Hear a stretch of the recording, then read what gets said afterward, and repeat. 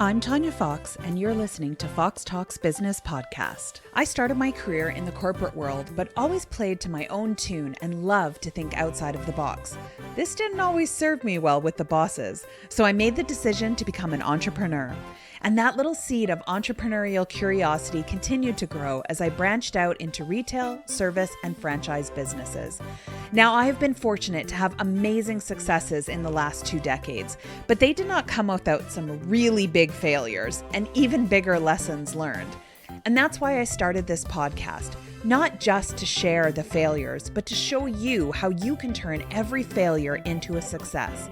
We're going to hear from some amazing humans from around the world that are going to share their stories of the good, the bad, and the motivational entrepreneurial life has to offer. After all, life is too short to make all of the mistakes yourself, so why not learn from each other? And of course, we're going to have some fun, because as I always say, well, you know what? I'll tell you that at the end of the episode. Hello, Foxy listeners. Welcome to the show today. You know, you ever have those moments in life where it's just like you meet somebody and you feel like you know them? This is the case with my guest today, Alan, because our paths, unbeknownst to each of us, crossed through someone else before. So I just feel like I already kind of know you, Alan. I feel like I've heard so much about you. So thank you for coming on the show. You are so very welcome. Welcome, Foxy listeners, to this episode. And it was really nice to hear that you had my business partner on and that he said nice things. I think that's beautiful. And I look forward to our conversation. So tell us a little bit about you. Like, what is your story? Okay. So I have a short version. I have a extremely, extremely long version, which I won't do. And then I have kind of a mid-range version. I'll try to do the mid-range. Yeah. Okay. The story starts when I was very, very, very young. And I came into this world with some adversity that was really challenging. So my father passed away when I was 2 years old. And I had a stepfather from age 3 to age 14. And I did not understand this at the time, but I do now. I've been reflecting a lot in my 30s, therapy, stuff like that. And I realize now that after my father passed away, my stepdad came into the picture. My real last name is actually McCorkle.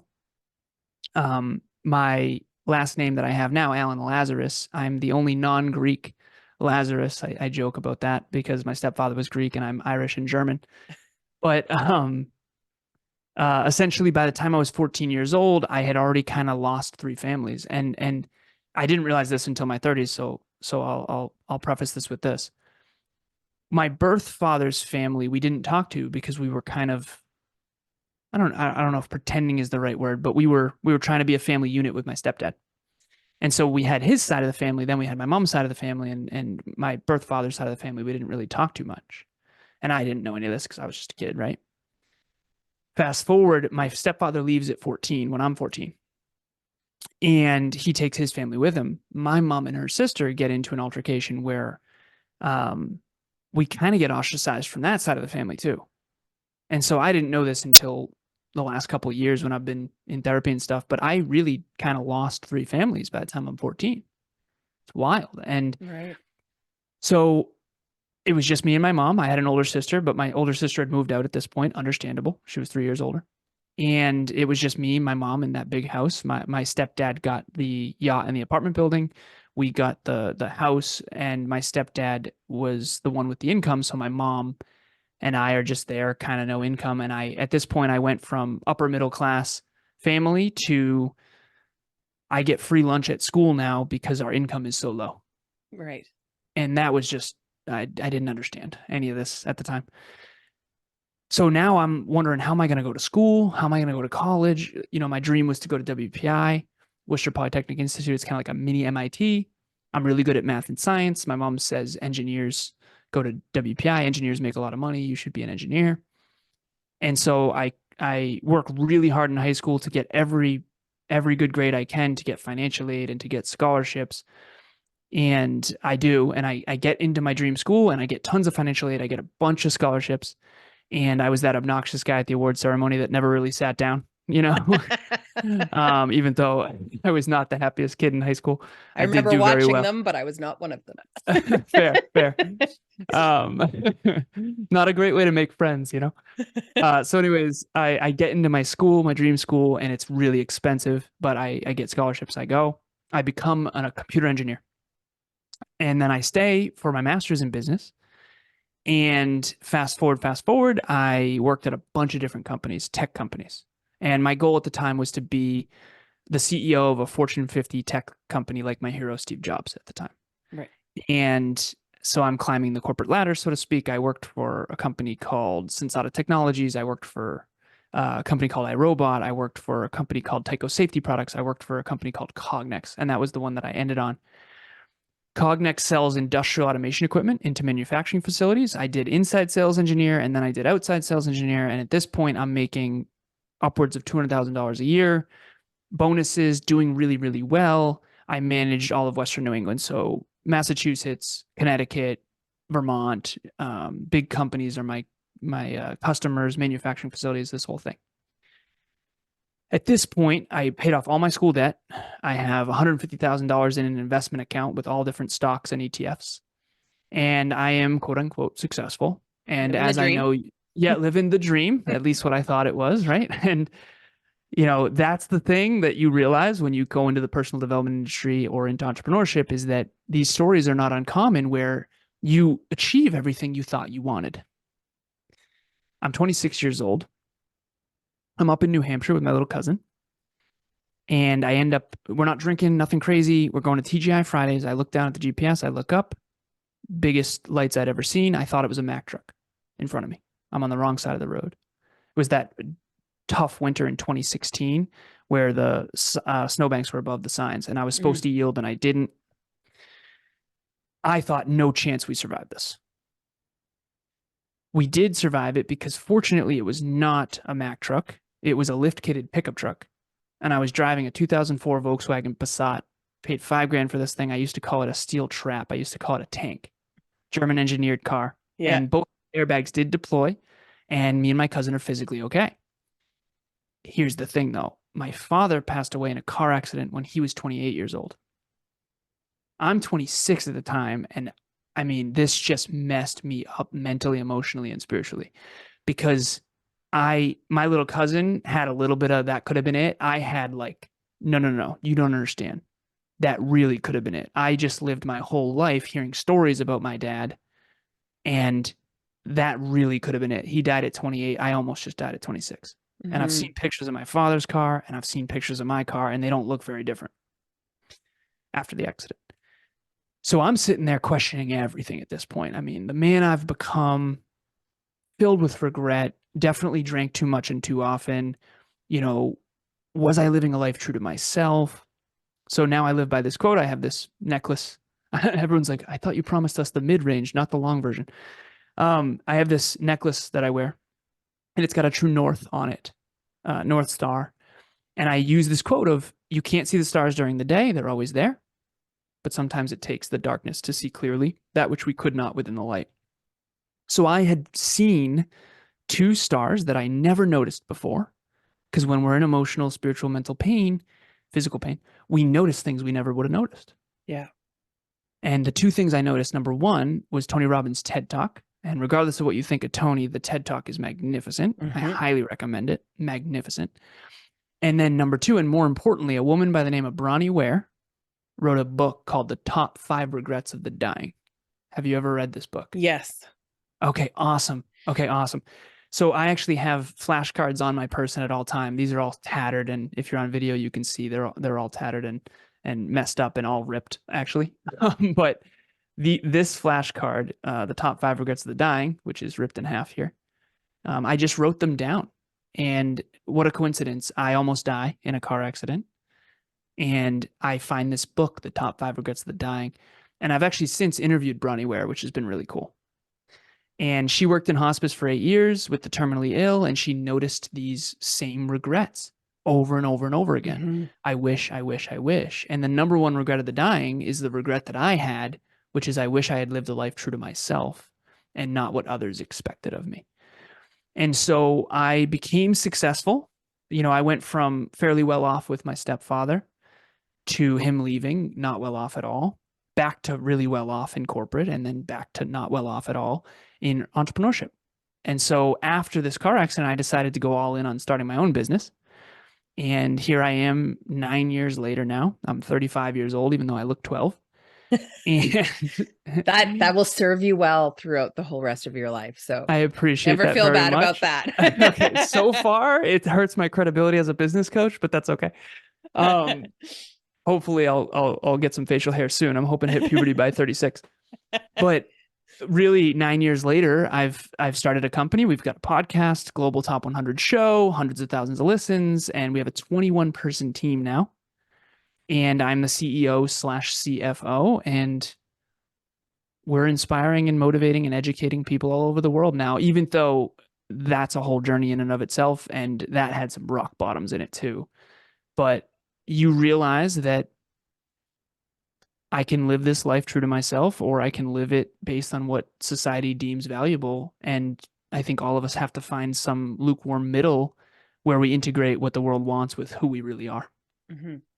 Do you find over this time, because of course you've experienced, so much in your life so far that sometimes it takes, others longer, that your version of success, the older you get, changes? My version of success that it's constantly evolving. Mm-hmm. What I try to do is ask a question of what about me has never changed. Mm-hmm. And I try to ask my clients that too. And I would share that with your listeners as well, which what about you? And I did this at an event recently. We do a monthly meetup every month and listeners come. And I asked everyone in the audience, the PowerPoint comes up and here's the question right in the chat. What about you was true 5 years ago that you are certain will still be true 5 years from now? Because if you design your life around something that's temporary, you're in trouble. If you're passionate about something and you were 10 years ago and you're going to be 10 years from now, design your life around that. Because even though short term it might not be very profitable, long term it probably will be. Because none of us, I'm a big math and science guy. I'm sure that'll be clear. The average life expectancy right now globally is 78. You can look it up. I think it's 79 for women, 78 for men. Why are we making short-term decisions based on a long-term game? Mm-hmm. And I did the same, right? I didn't understand who I was. I was focused on achievement, success to your question, but not on fulfillment. And I was focused on outside in success rather than inside out success. And I think both matter. And I've been on both ends of it. I always joke. I achieved tons of societal success with no inner fulfillment. Then I went fully to fulfillment, but I was broke. Right. And now I'm kind of fortunate to be on both fulfilled and successful. And again, successful is relative. But at the end of the day, hopefully everyone out there learns who they are, and whatever you are, be a good one. And to your question about success, your success should be a byproduct of who you are. Because if it's not, you're always going to be putting on a mask, and I'm always going to be better at being me than anyone else. So, and you're going to be better at being you than anyone else. So whatever you are, be a good one, design your life around that. And that's the best advice that I wish I was given when I was a kid. Well, and I think that's so true. Like I've always tried to do that. I have a 17-year-old son, and, watching him kind of go up through high school and be drilled into his head, like, what do you want to be? You have to decide what you want to be, and seeing him like kind of struggle with that. And me, in the background shaking my head as like all the teachers are like, what do you want to be? You need to know, you got to figure it out. And then he has a mom who's standing behind him going, no, you don't. No, you don't. Just like, Yeah, no, exactly. no, nah, and him just being like, Mom, like, I don't know. And I'm like, I don't even know what I want to be when I grow up. And that was the one thing that like my stepdad like gave to me. Like, he was like, just try it all. Like, don't get so stuck that this is what you're supposed to do, or this is what you're good at, or this is what you went to school for, or whatever the case may be, because just try everything, because then you regret nothing. And what is the worst that is going to happen, And he was like, and I was like, well, and of course, when somebody says, what's the worst that's going to happen? Like, I was like, sit down, let me riddle you the ways of how this could go potentially wrong. And it was really funny because he put it into such a different perspective for me that he said, when you were young, when you were like 4, 5, 6, you thought that cashiers were the bomb. You thought that was the most impressive job. And I was like, yeah, I totally remember that. Like, you loved the way they did it and punching the numbers in. Like, now I'm aging myself, but this was before scanning was a thing. They had to remember the codes and they put it all in and they swiped. And I just thought it was amazing. It was amazing that they remembered all of these codes, and it was just like beautiful.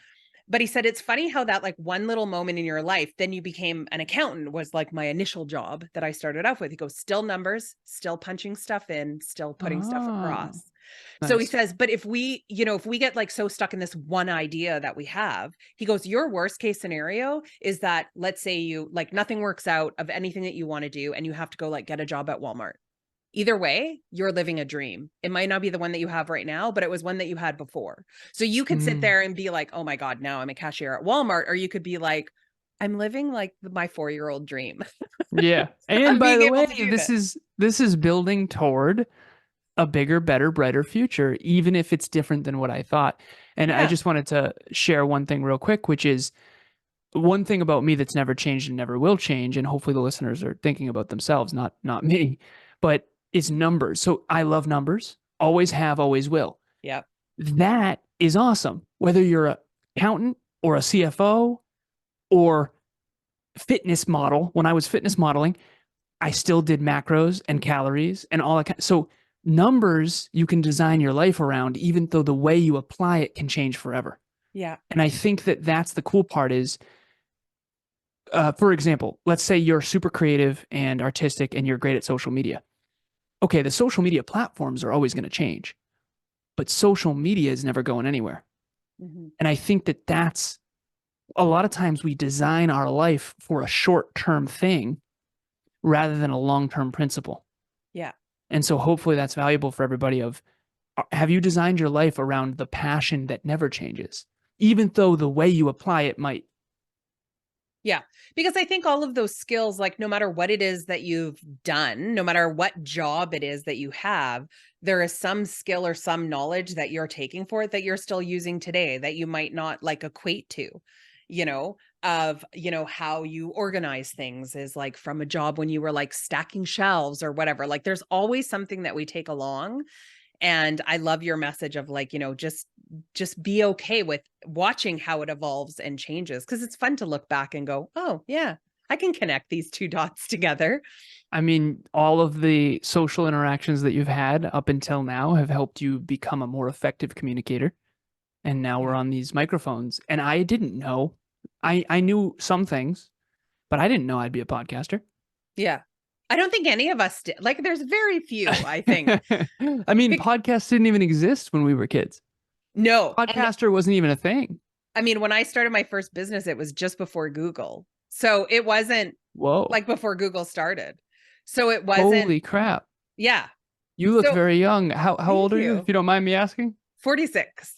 Okay, gotcha. Yeah. Yeah. Google's 25 years old. So wow, you started entrepreneurship young. Yeah. Good for Yeah. you. I was very Good for young. you. But the funny thing is that like, if somebody would have told me back then that I would be speaking with people from like around the world, like it just wasn't in my purview to have like clients around the world. That just wasn't something that happened. Yeah. And, but sometimes I forget, but every now and then I sit in that moment and I go, okay, what would past me think that present me is doing is really cool.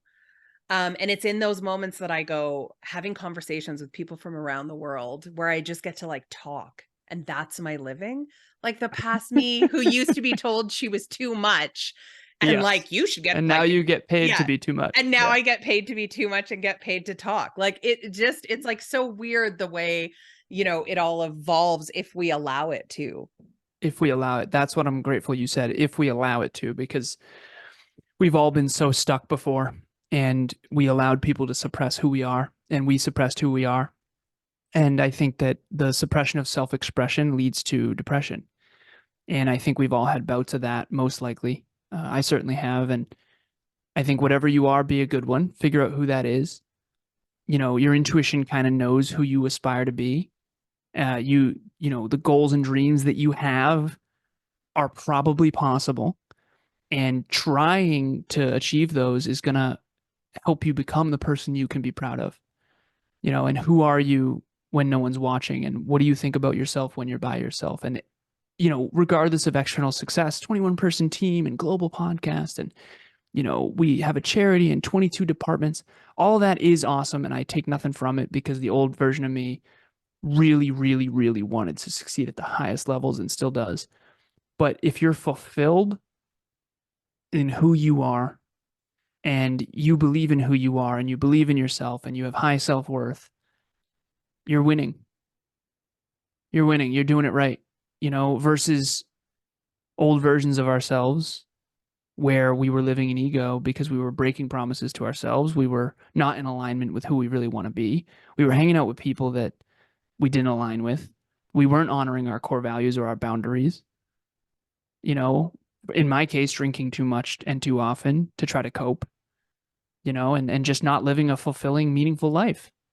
And God, we weren't taught about fulfillment. We weren't taught about goals. I wasn't taught goal setting, and so now what we do for a living is what we always wish schools would have taught, and school does really well with math and science. It does well with writing and arithmetic. It does. And I give it credit for that. But when it comes to personal development, professional development, communication, relationships, health, wealth, love, I mean, come on, right? Where was that at?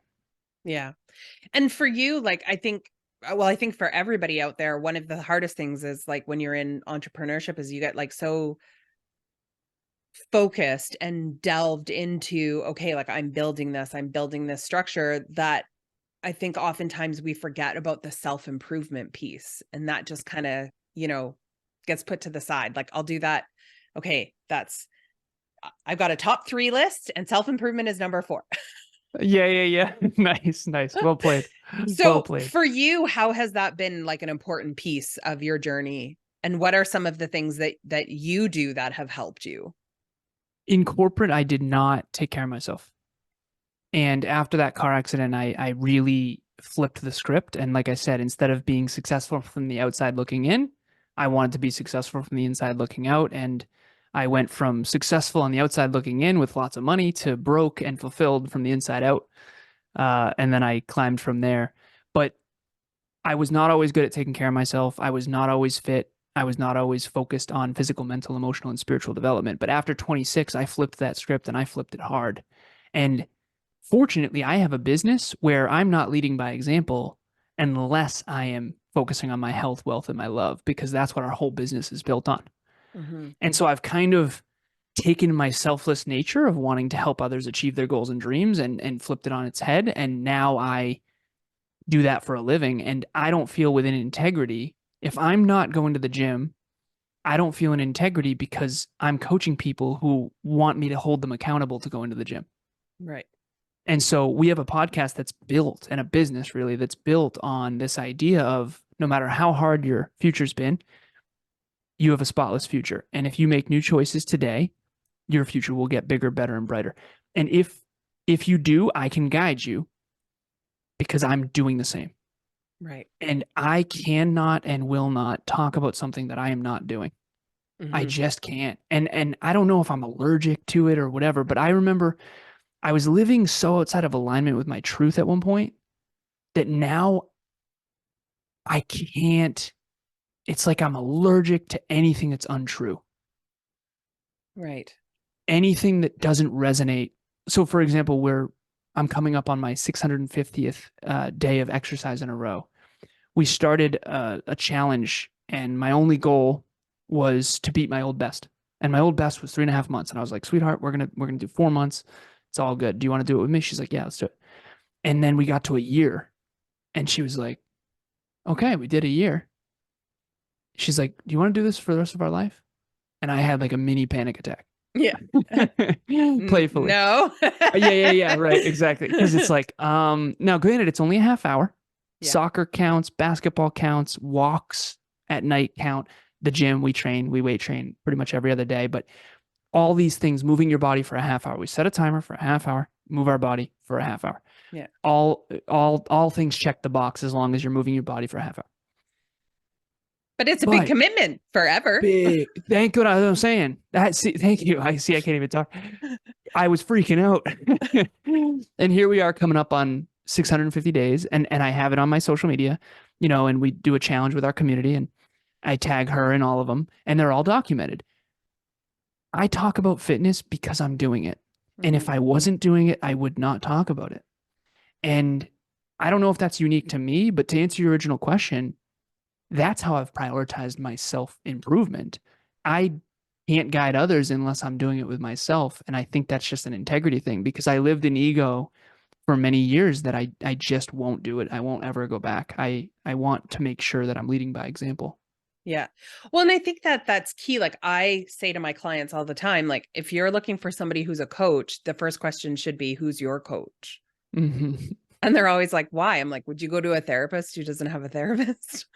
I They're like, well, what know. difference does that make? And I'm like, well, I said, I always remember a statement that my dad said to me is, you can have 20 years experience. You can have two people with 20 years experience. One has the first year and they just do it over and over again for 20 years. Or you can have one that has learned something new every single year for 20 years. Not the same thing. Not And even so you close. always want to make sure that you're the person who isn't just, doesn't just get out of school and be like, this is what I learned in school. And now I'm just going to keep doing that for the rest of my life. Like keep learning, keep doing new things.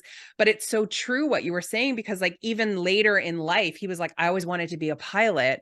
And he went out and like, when he Nice. retired, okay, I'm going to learn how to be a pilot. And like everybody was like, are you insane? He's like, no, but when I wanted to, you couldn't have bad eyesight. You weren't allowed to in the military way back then, right? Yep. Now you can.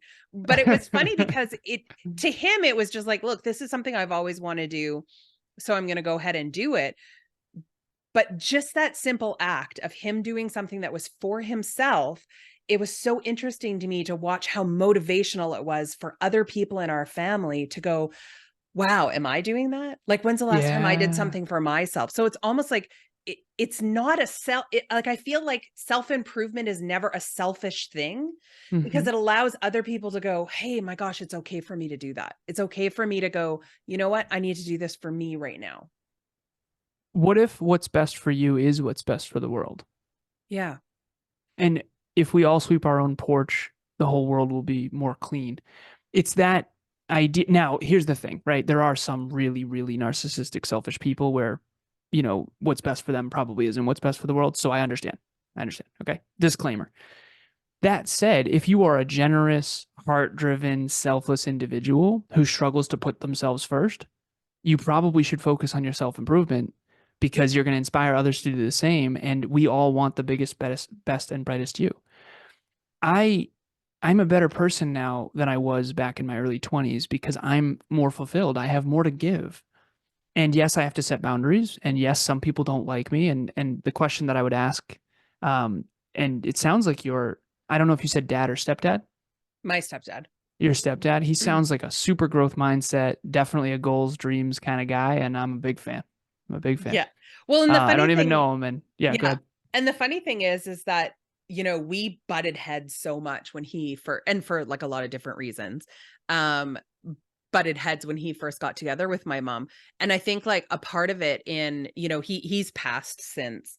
And I think a part of it for me was like realizing he was going to shift my thinking on some things. And it's frightened me when I was younger, Nice. because I was trying to live in this, alternative universe. But it was so great in hindsight to look back and I always thought he was like, again, he stole my mom, right? Because Oh, they right. got onto a boat and they sailed around the world for like years on end and stuff. But it was interesting because he, told me the story of like my mom cried for like 2 weeks when they first left, right? Because she was like, I'm leaving my kids and I'm making this huge mistake and all of this other stuff.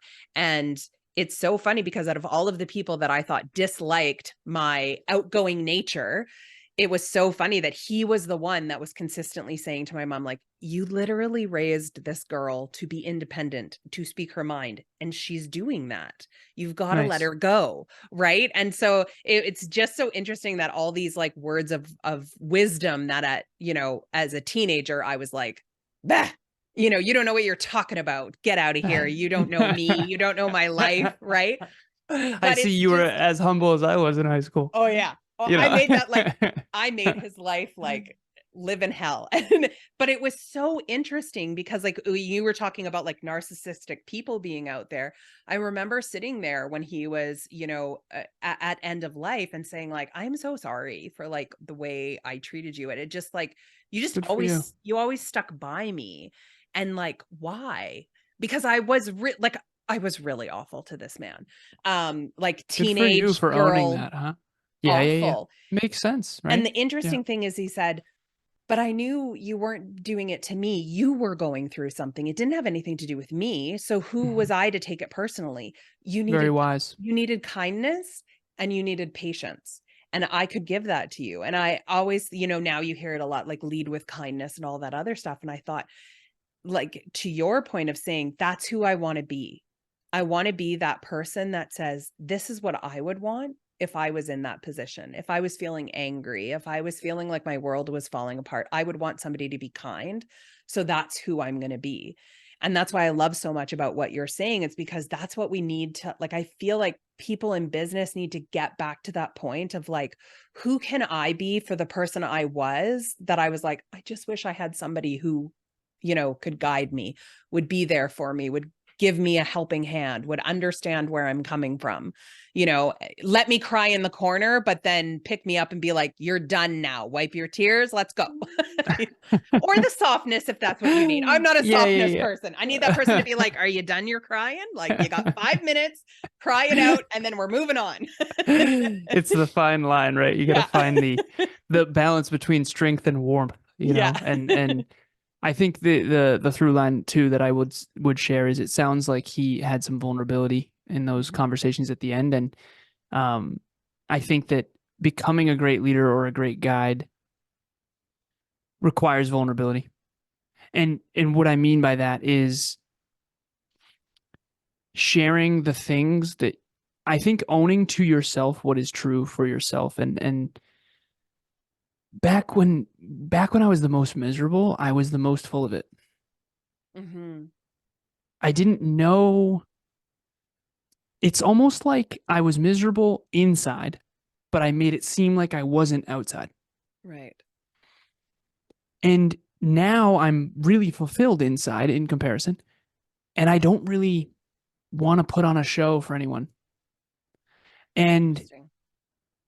I just wish that I had been a little more honest with myself and a little more honest with other people about what I was actually going through and growing through. Because a lot of times, the people that have the largest egos or the largest um, anger challenges or whatever it is, they're actually just deeply insecure and really unhappy. And they're afraid that if they were to say that or own that, that they would be seen as less than. And that's why therapy is so important. I mean, when you said earlier, who's your coach? If I'm going to be your coach, who's your coach? I have a therapist. I don't have a coach. I used to have many mentors, many coaches, but I chose a therapy road because I have a theory. I think that if you want a coach, you probably need a therapist. And if you want a therapist, you probably need a Probably coach. need a coach. Yeah. That's my theory. And That's, again, I call yeah, I can see that. I can see that. I wanted a coach, did not want a therapist, needed a therapist for sure. Yeah. Well, and I think, you know, like, because I think we get into this mindset of like, you know, okay, it's always about peak performance. That's what we have to focus on first. Like, I'm just going to get this up and going. I'm just going to get this running. I'm just going to build this, right? I just need this before the next thing, as opposed to just taking a breath and go, how can I be like happy in my business where I am right now? And that Mm-hmm. was a hard, like that was, you know, you were talking earlier about lessons you wish you learned. I wish I would have had somebody go figure out how you would be happy living this forever. Like, Good for you. can Yeah. you find joy in where you are right now? Because then it's never going to be enough. Right. And Yep. same thing as you, I was like striving, but it's so funny. Like, you know, this is like a bad way to put it, but like, I remember the person who goes, look, because if you're an asshole now and I give you $1 million, you're still gonna be an asshole. I So know. if you're not fulfilled right now and I just throw more money at you, you're still not going to be fulfilled. If you can't live within your means right now, and I used to say this as an accountant, if you can't figure out how to live with the amount of money that you have right now, it doesn't matter how much more we pour onto you, you're still gonna You're going to be in this exact same position, just with more numbers on a page. 100%. That's it. You have to figure it out. And I think this is the same for entrepreneurs. You got to figure out how you can be okay with where you are right now. And then all of a sudden the future changes. Like it's almost like it shifts.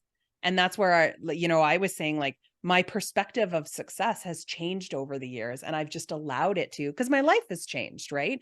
Kids are growing up. When my kid was young, my perspective was different than what it is as a teenager who wants nothing to do with me. It's a different, I'm like, oh, I can work a lot of hours again. It's okay, right? Best training ground in the world for leadership. I don't know this for sure because I don't have kids yet, but I can assume it's parenting.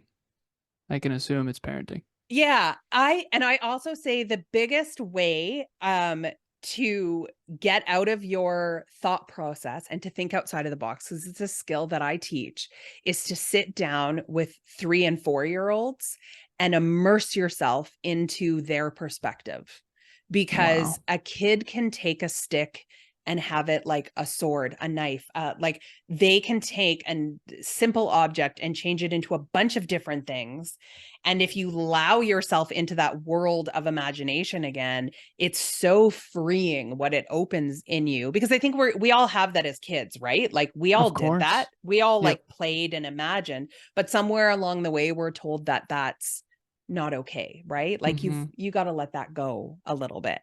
And I'm always like, no, we need to get back to that. That's where the magic is, right? In that. Well, how can you manifest without imagination? Yeah, it's impossible. It's impossible, right? I used to say this in my speeches. Sorry to interrupt you. I just love the conversation, so I couldn't contain it. I used to say the car was imagined when there was only horses. Yeah. The airplane was imagined when there was only cars. The space shuttle was imagined when there was only airplanes. What else are we imagining? Yeah. Right. And so the things we're imagining right now are going to be created in the future. And one thing that I'll share that I think is a little side tangent, but it's so valuable, I think. We have movies now, and I love movies. Adore them. Huge movie buff. Obsessed. I'm with you. Okay. Awesome. Obsessed. So nothing against movies. Anyone who says anything against movies, I have a problem with. I'm kidding. But the movie gives you, if you read Harry Potter, you have to imagine the world. The words are there, but you have to imagine what it looks like, what it feels like, what Dumbledore looks like, right? But with the movie, you don't have to imagine anything. What if we're losing our imagination muscles? With the internet and with technology, I love technology. I'm a computer engineer, okay? Big fan. We're from, I don't actually know where you're hailing from right now, by the way. Alberta, I'm from Canada. Massachusetts. Okay, so you're from Alberta, Canada. I'm from Massachusetts, and we're on Zoom. This is awesome. 20 years ago, this was impossible, okay? Yeah. So go technology. But have we lost our imagination? When you read The Alchemist, or you read Harry Potter, or you read Lord of the Rings, you have to imagine that world. You have to use your imagination muscle. When you watch the movie, it's all given. You know what the characters look like. You know what the sets look like. You know all that. And trust me, I love those movies. So nothing against the movies. But are we losing our ability to imagine things in our mind first? And that's a question that I would ask everybody. How often are you going into your own bigger, better, brighter future and imagining what that might be like, feel like, look like, what the numbers are? I had one client who she's like, one day I'm going to buy a $50 million house.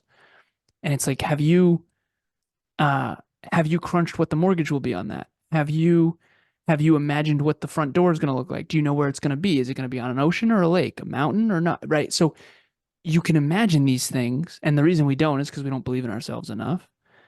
We think it's impossible or fantastical, or it's socially unacceptable to say I'm going to have a $50 million house one day, even though it is actually possible. People do it. It's possible. It's not necessarily statistically probable, but it is possible. And the question is, can you imagine it? Because that's step one to manifesting. Imagine it.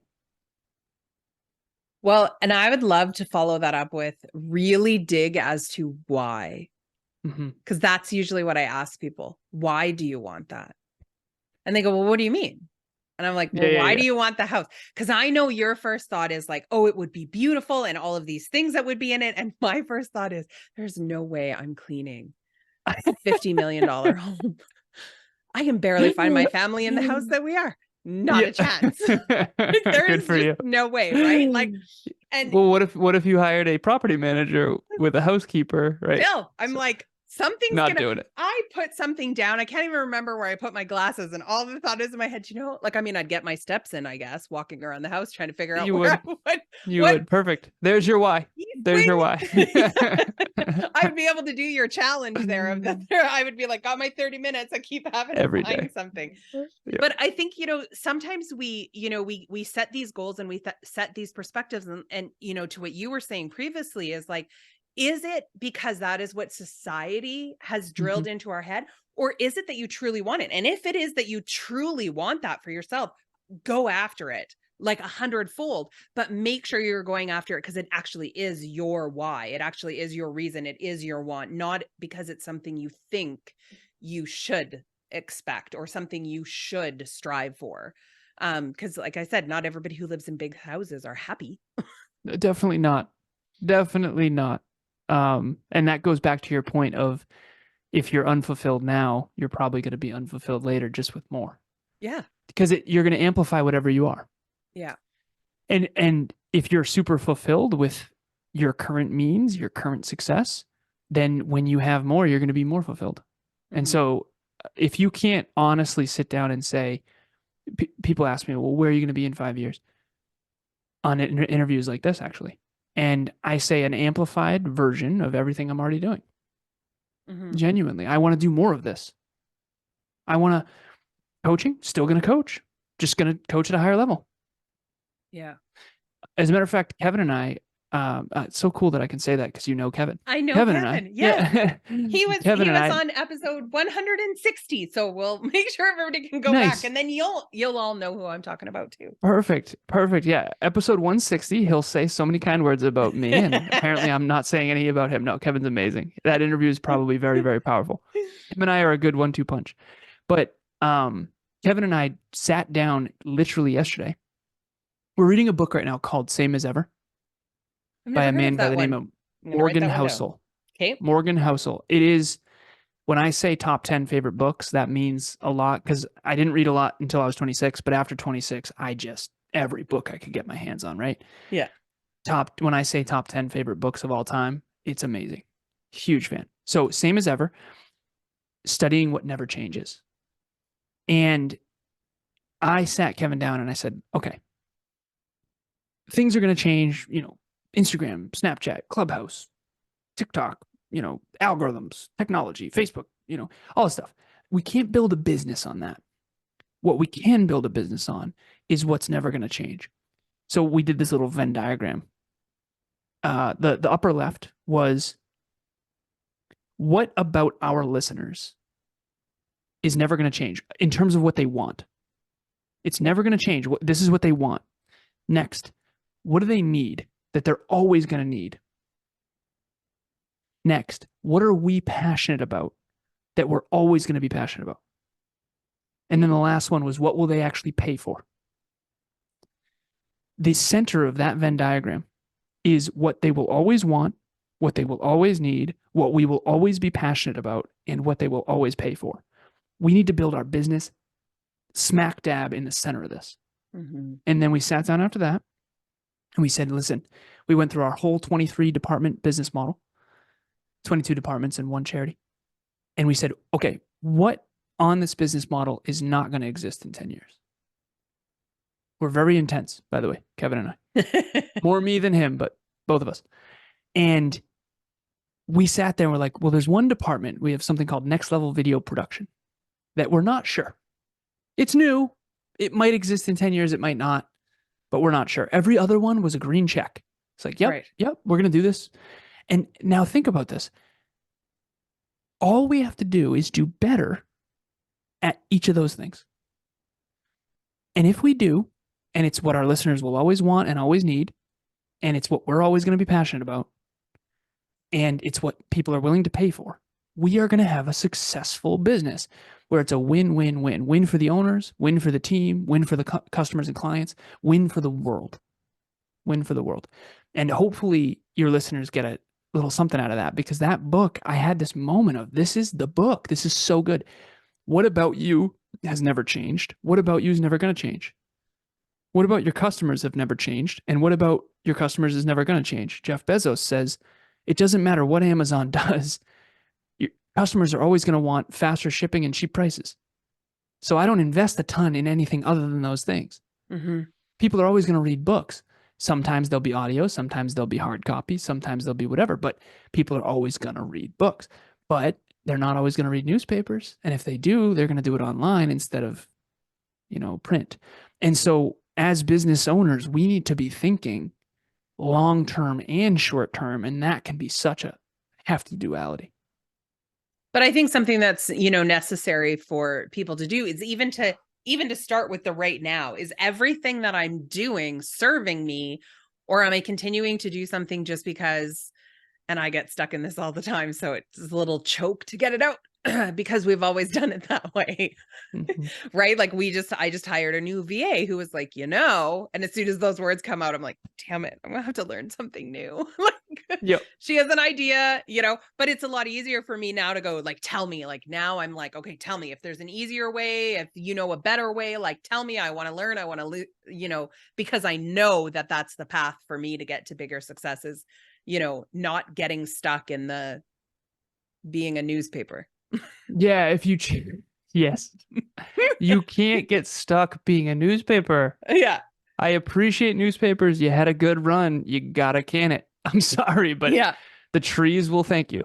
Yeah. But there's certain things. I remember I asked my beautiful girlfriend Amelia. She's a business owner too. We have 3 businesses between the two of us, so I'm very blessed that we get to talk entrepreneurship all the time, and probably more than we should, to be honest. But anyways, I said, "Who wins?" And this is back when crypto was crushing and NFTs and the whole bubble. And I said, "Who wins? The worst CEO in crypto?" or the best CEO in newspapers? And she said the worst CEO in crypto. And I said, and that's what's wrong with the world. It's funny. But and I think it's, there's always those people that, can innovate. And I think that's where the imagination piece comes back in, because again, you could be sitting there and be like, we're a newspaper. And I can't remember. I think it was like Steve Jobs who said, if you want the easiest way to do something, give it to the laziest person on your team. And I remember for so often someone was like, that's the dumbest thing. And I'm like, that's the most brilliant thing I've ever heard in my life. Because it's not necessarily that person is lazy. They just know a better way to do it. Right. So like, there's something to learn from that. I'm like, hang on a minute here, versus the work hard amongst us who will just beat our head against the wall for 5 years. Before we figure it out. Meanwhile, the guy's like, and sometimes it's like the simplest thing, right? Like I remember working for a cleaning company and having one guy that we were like, how do you like get done so fast? Like it was like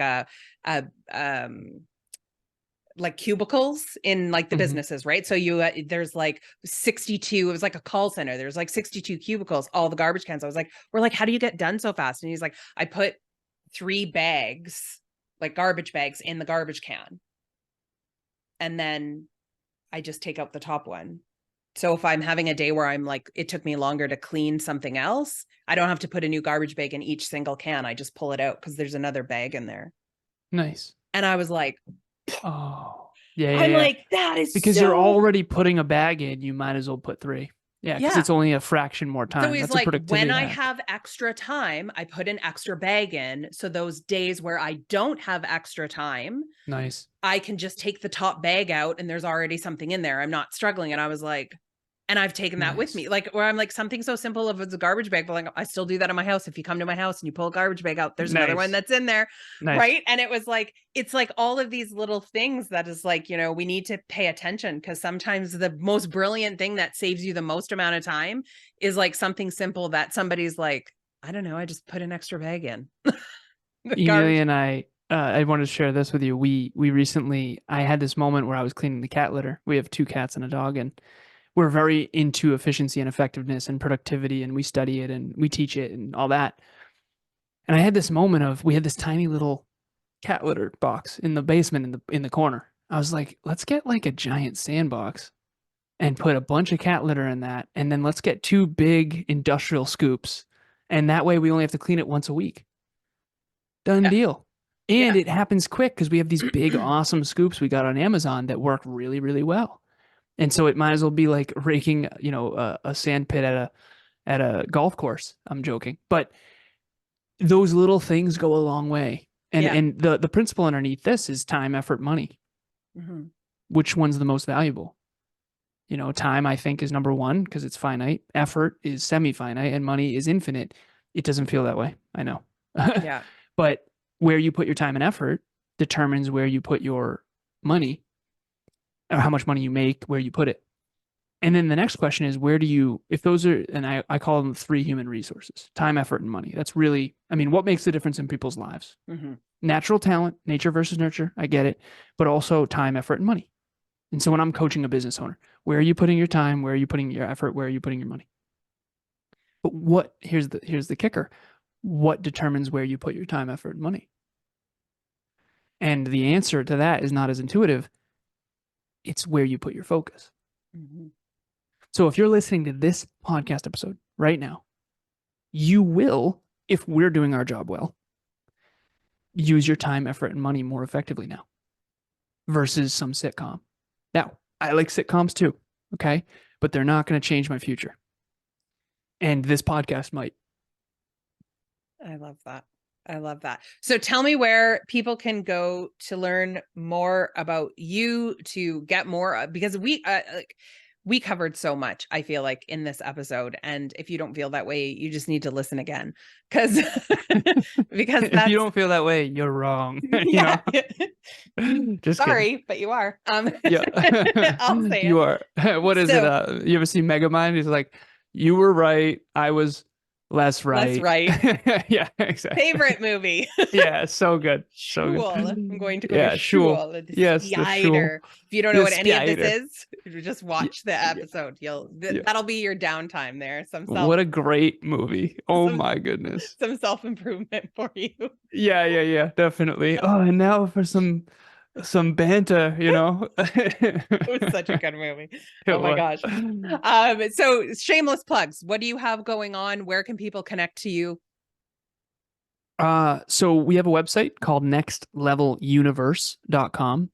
Our podcast is called Next Level University, but the website is called Next Level Universe. The person who is commandeering that URL is asking for way too much money. So we just called it nextleveluniverse.com. You can email me, Alan at nextleveluniverse.com. You can go to our website. All of our stuff is on there. We do events. We have a book club. We got all kinds of cool stuff. And then our podcast is called Next Level University. Level up your health, wealth, life, and love. And it's holistic self-improvement. That's the one thing about us is we're not really just going to talk about business. We're not just going to talk about fitness. We're not just going to talk about relationships. We're going to talk about all three. And we don't, we know people are sometimes wealthy and not healthy. Some people are healthy and not wealthy. Some people are healthy and wealthy, but they're not in love. And I had a mentor once who took better care of his Porsche than his own family. And he's not my mentor anymore because of that. But I don't think success in any one area is enough for me. It's not fulfilling. I don't want to be healthy and not wealthy, and I don't want to be wealthy and not healthy. And so that's where you can find us. Next Level University. If you Google it, we'll come up on a whole bunch of stuff. And nextleveluniverse.com. Everything you need is there. Appreciate it. Well, we'll make sure we have all the links on our show notes and stuff and on our blog post of where people can find you. Alan, it has been an absolute pleasure. Thank you so much for sharing your time, your story, and your expertise with me. This was awesome. Thank you for taking your show so seriously. What a great interview and a great conversation. So thank you. I really appreciate it. I enjoyed this very much. And now I'm going to have to watch Megamind this weekend for sure. It is so interesting to me in life how weird it is that, you connect from meeting different people. And I wasn't introduced to Alan from Kevin or anything. It was just the universe's way of saying, now it's time to have this person in front of you. So I think it's really, really interesting. I would love for you guys to actually go back to episode 160. That aired June 21st of 2022. And Alan's partner, Kevin, was on that. It was a spectacular episode. So, and Alan, you did talk very highly of Kevin as well. So you guys are even on that. But I really loved chatting with Alan because I think this is, one area that I think is so important for business owners to remember. And it's something I myself often find is the one thing that I get reminded of, or I listen to, podcast episodes like this. I get to meet or interview guests, and it makes me take a moment to go, am I doing self-care? Am I actually creating the business to do what I want? Something that gives me passion, that sparks, that ignites that bonfire inside of me, that makes me wake up and go, oh my God, this is going to be an exciting day. I want to do this. And this is truly the whole reason why we become entrepreneurs in the first place, isn't it? I mean, you didn't become an entrepreneur to work a ton of hours. You had this fire, this ember burning inside of you that you just decided to make the decision one day to blow up into a bonfire and start changing the world. And I mean changing the world. I don't care if you're sitting at home making candles or soap, or you are creating huge organizations that are changing the world and feeding children. It doesn't matter how far on either side or anything in between. Every little thing changes somebody's life. So I hope you take, what Alan said and all of the advice to think about. Are you making self-improvement important to you and a priority, in the fact of knowing that that is what is going to help you going forward? And by helping yourself, you're going to help your clients, the ones that you have now, the ones that you've had in the past, and the ones that you have in your future. And it's something that, I hope we all take a moment for. And then, like he said too, is sitting down and going, okay, what are the wants? What are the needs? What am I passionate about? What are people going to continue to pay for? And am I intersecting all those things as I want? It's really freeing to do this exercise, because you also get to get rid of some things that maybe you're like, I didn't really want to do this anyway. And this is a good exercise for you and your team to figure out, are there some things that we can get rid of to make room to grow that fire of passion inside of us, and so that we all get to do things that we love. I hope you enjoyed the episode. I want to hear what you love, what connected with you. Was it something Alan said? Was it his story? Was it a piece of his advice? Was it that it instilled all of these memories of Megamind and the amazing jokes that were throughout that whole movie? I don't care what it is. I want to hear it, because I promise you it'll mean the world to me. So head over to our social media and let me know, what was it that really connected with you on this episode? I want to hear from you. Send it to me by DMs, by email, comment on anything that we have out there. Send a smoke signal. I will try to read them all. And no matter what it is that you're doing today, make sure that you take time to have fun, because as I will always and forever say, if you're not having fun, why are you doing it?